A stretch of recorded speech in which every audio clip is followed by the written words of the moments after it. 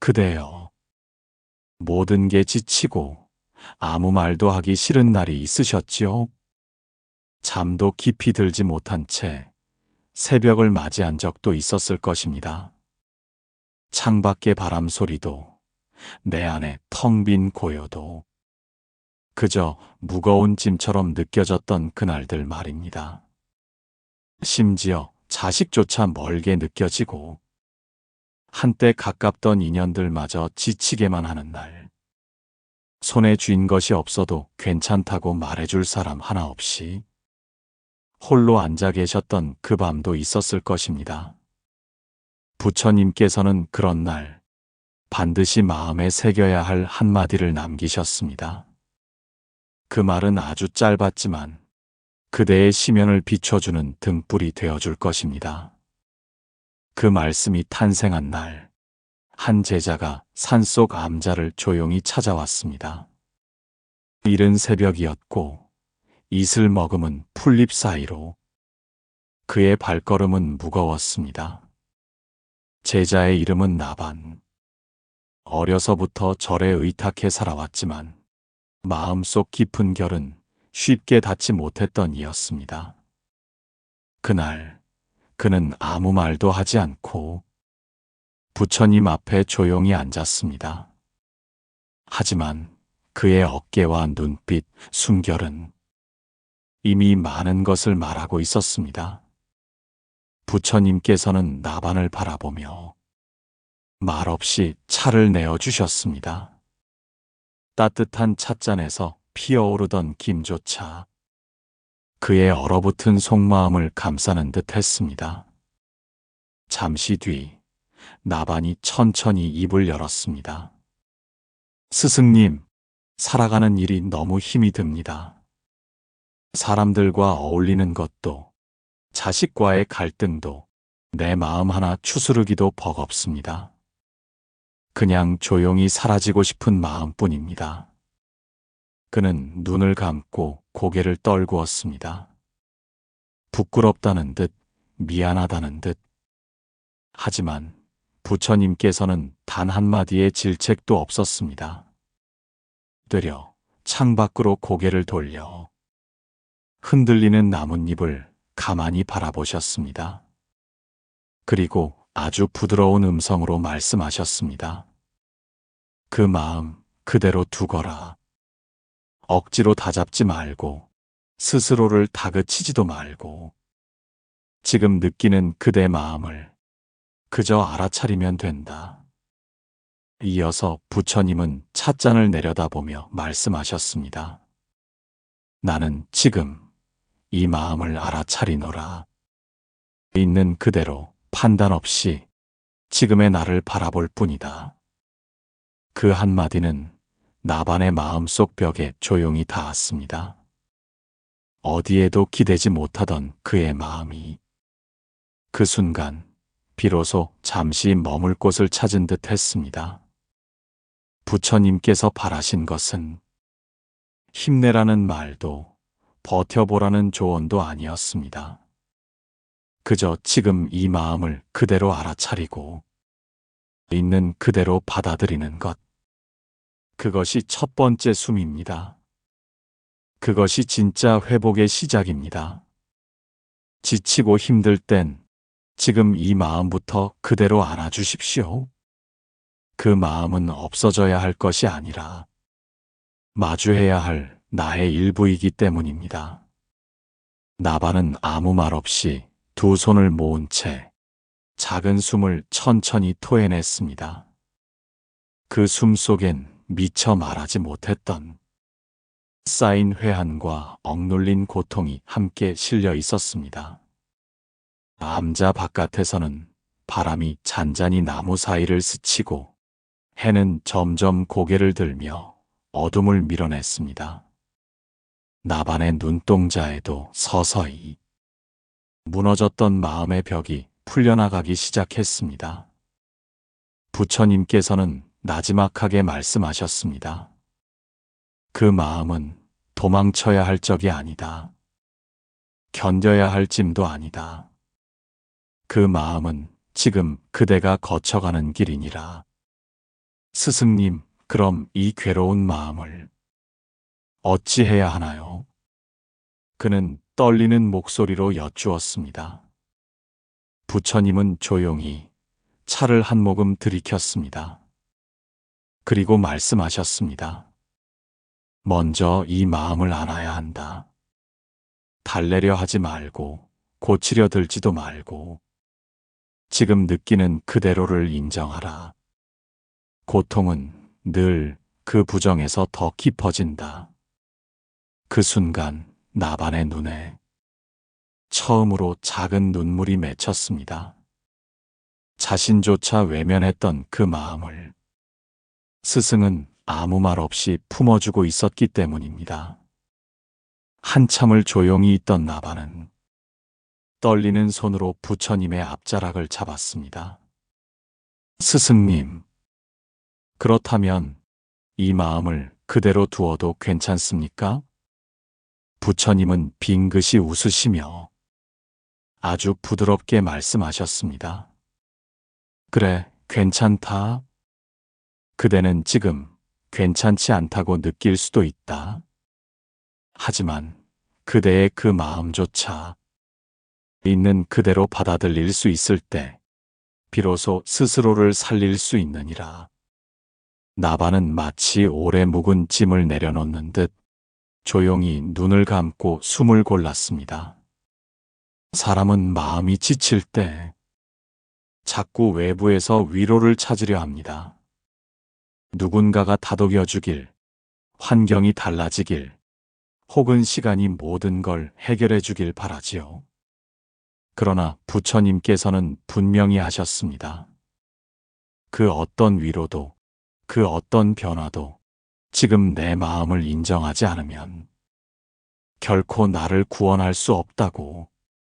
나반은 그날 처음으로 자신의 마음을 외면하지 않았습니다. 있는 그대로 받아들였습니다. 이것이 바로 지치고 힘들 때 우리가 놓치지 말아야 할 첫 번째 기도입니다. 기도는 형식이 아닙니다. 무릎을 꿇고 두 손을 모으기 전에 먼저 내 마음을 안아주는 것이 기도입니다.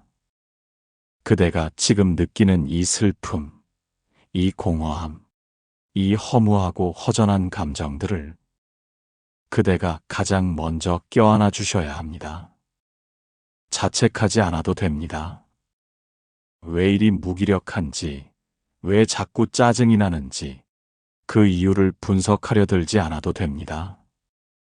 지금 이 마음을 알아차리고 그대로 안아줄 수만 있다면 그대는 이미 치유의 길 위에 서 계신 것입니다. 그리고 그것이 부처님께서 제자 나반에게 그리고 지금의 그대에게 전하고자 하셨던 가장 첫 번째 가르침이었습니다. 지치고 힘들 땐 지금 이 마음부터 그대로 안아주십시오. 그 한 걸음이 그대의 삶을 바꿉니다. 나반은 그날 이후 새벽이면 가장 먼저 눈을 떴습니다. 그는 아무도 없는 뒷산으로 향해 이슬 맺힌 바위를 마주하고 오래 앉아 있었습니다. 조용한 바람이 붓끝처럼 지나갔고 이따금 새소리가 그 고요를 깨뜨렸습니다. 그러나 그는 그 모든 것과 부딪히지 않고 그저 그대로 머물렀습니다. 그 마음을 안아준다는 것은 아무것도 하지 않는다는 뜻이 아니었습니다. 움직이지 않으면서도 마음은 매 순간 스스로를 들여다보고 있었지요. 나반은 자신의 두려움과 무력감을 피하지 않았습니다. 그 속에 무엇이 들어있는지를 조용히 마주했습니다. 때론 왜 나는 아무 쓸모없는 사람처럼 느껴지는 걸까? 라는 생각이 들었고, 또 어떤 날은 이 모든 괴로움이 다 내 업보인 걸까? 하는 죄책감이 올라오기도 했습니다. 그때마다 그는 부처님의 그 말씀을 떠올렸습니다. 그 마음이 스스로를 해치는 칼이 되지 않도록 그저 그 마음을 바라보아라. 비바람은 잠시다. 그대는 그 안에 영원한 하늘을 품고 있느니라. 며칠 후 나반은 다시 부처님을 찾아뵈었습니다. 해가 뉘엿하게 기울어가는 오후, 암자의 문은 열려 있었고 그 안엔 부처님이 조용히 마루에 앉아 계셨습니다. 제자가 다가오자 부처님은 눈을 드시고 조용히 물으셨습니다. 이제 그대 마음은 어떠하냐? 나반은 고개를 깊이 숙이며 말했습니다. 스승님, 아직 고요하진 않습니다. 하지만 이 마음이 떠밀려 다니진 않습니다. 그저 함께 머물러 있습니다. 부처님은 가만히 미소 지으며 고개를 끄덕이셨습니다. 그 마음이 피어날 때를 기다리라. 억지로 꽃을 피우려 하지 말고 그 마음이 준비될 때를 지켜보아라. 그날 이후 나반은 자신의 수행을 서두르지 않았습니다. 아직도 허전한 날이 있었고 눈물이 저절로 흐르는 날도 있었지만 그는 달라져 있었습니다.